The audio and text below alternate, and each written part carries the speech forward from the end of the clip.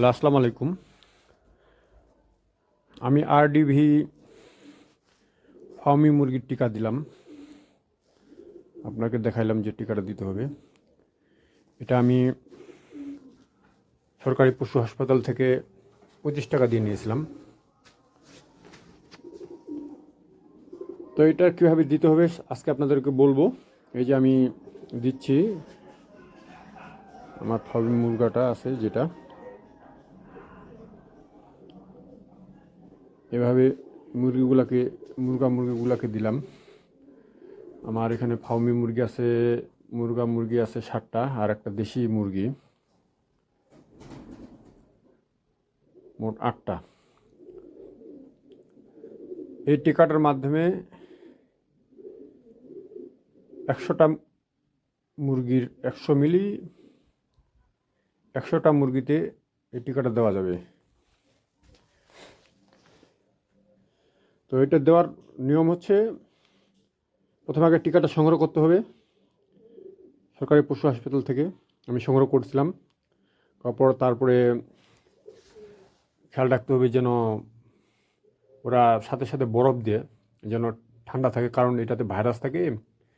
গরম ভাইরাসটা সম্ভবত 40 ডিগ্রি সেন্টিগ্রেড তাপমাত্রা থাকে। বরফ দিয়ে এই জন্য যেন মানে ভাইরাসগুলো মারা না যায়। ফ্রিজে থাকলে ভাইরাসগুলো জীবিত থাকে। এবং আমি সাথে সাথে ফ্রিজে রেখে দিয়েছিলাম। ফ্রিজে রেখে দেওয়ার পর কয়েকদিন পর যখন আমি টিকা দিতে আজকে বের করলাম, তো আগে পানিটা গরম মানে ফুটাই নিছি। ফুটাই নেওয়ার পর তারপরে 5 মিনিট ফুটাইছি, এরকমভাবে ফুটাই নেওয়ার পর পানিটাকে ঠান্ডা করছি। ঠান্ডা করার পর ফ্রিজে রেখে দিচ্ছি। আবার ফ্রিজে 10 মিনিট বা 15 মিনিট বা 20 মিনিট এরকম রাখতে পারেন আপনারাও। রাখার পর তারপরে সেখান থেকে ওই টিকার ভ্যাকসিনটার এটা খুলে তারপরে ইঞ্জেকশনের ওই 3 মিলি ইঞ্জেকশনের মাধ্যমে, কারণ 3 মিলি ইঞ্জেকশনটা দিলে সুইটা খুব চিকন হয়, সুবিধা হয়। যে 1 মিলি বা 1.5 মিলি এরকম পানি দিলে, সিরিঞ্জের মাধ্যমে পানি দিলে ওটা ঘুলে তারপরে মিক্স করা যায়। ওটা 100 মিলির মাধ্যমে মিক্স করতে হবে। মানে আপনার 100 মিলির পানির থেকেই আপনারা সিরিঞ্জের মাধ্যমে একটু পানি নিয়ে ওই টিকাটাতে ঢুকাই দিয়ে তারপর একটু ঝাঁকি দিয়ে তারপরে ওটা আপনার ফুল 100 মিলি পানিতে আবার মিক্স করে নেবেন। মিক্স করে নেওয়ার পর একটা মুরগির জন্য 1 মিলি করে দিতে হবে। তো এটা দিতে হবে, যেমন আমি 3 মিলি সিরিঞ্জ নিছি। 3 মিলি সিরিঞ্জটাতে আমি পরিপূর্ণভাবে 3 মিলি নিছি, এবং ভিতরে যেন বাতাস থাকে সেই দিকটা খেয়াল রাখতে হবে। বাতাস থাকলে ভাইরাসটা মারা যায়। এই জন্য